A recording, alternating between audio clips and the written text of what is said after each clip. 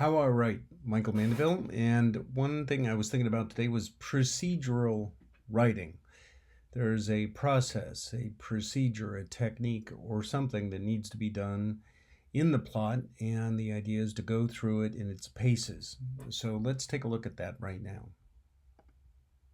This technique covers a wide range of possibilities because we have processes, we have procedures, we have methods. All of these are the same thing, a sequence of events that occur during a certain action.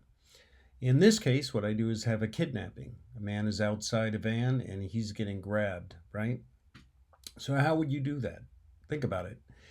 Is there what kind of team? Is there a distracting moment? Is there a certain movement that happens, a choreography? And so what I've done is I've taken this particular part, a sequel to my John Blaine series, and the operative is in Casablanca, Morocco, and is getting grabbed. So what I do is have it to where first there's pressure on the torso and minimized, and that throws somebody off balance. And when there is a grab from behind, your hands reach behind you. As a result, they come back to try and prevent the fall, and of course, you can get zip tied very quickly.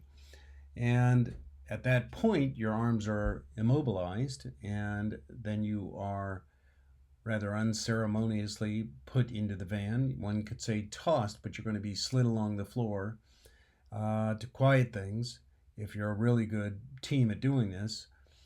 And then, of course, you apply one's knees or elbows to keep the kicking and natural instincts of this to a minimum. There's also the mental process here, and the character goes through it because he knows most professionals in the intelligence world are predictable.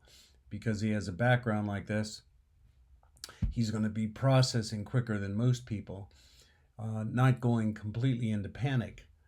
And so I have that kind of part here where we start with the physical part and what's occurring there, and then his mental part.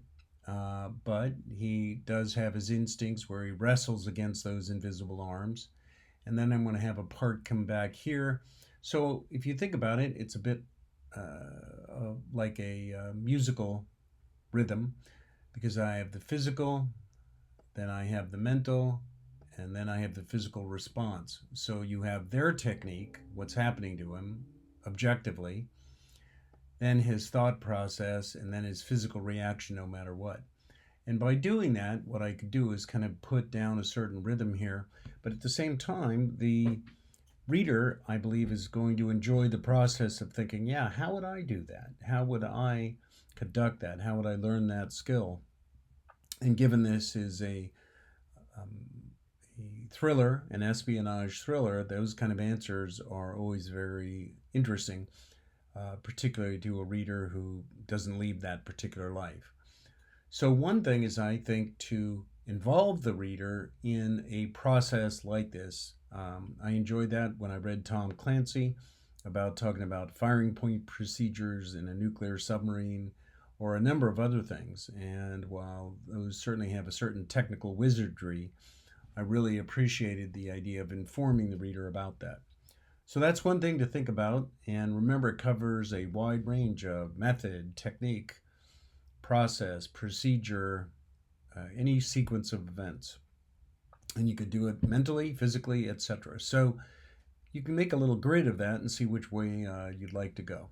Another technique on how I write. Thanks for watching.